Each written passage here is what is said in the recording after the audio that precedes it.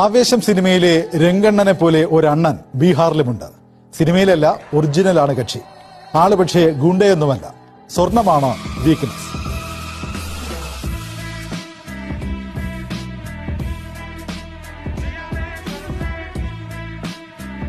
ഈ ബുള്ളറ്റ് വഴിയിൽ വെറുതെ വെച്ചിട്ട് പോകാനാകില്ല. അത്രയ്ക്ക് വില പിടിച്ചതാണ്. വെറും മഞ്ഞ നിറമല്ല പൂശിയിരിക്കുന്നത്, 916 ബുള്ളറ്റാണ്. ഇപ്പോഴാണ് ഇത് റോയൽ എൻഫീൽഡ് ആയതെന്ന് ഉടമ പറയും. വണ്ടിയുടെ ഉടമയെ കണ്ടാൽ വീണ്ടും നമ്മൾ ഞെട്ടും.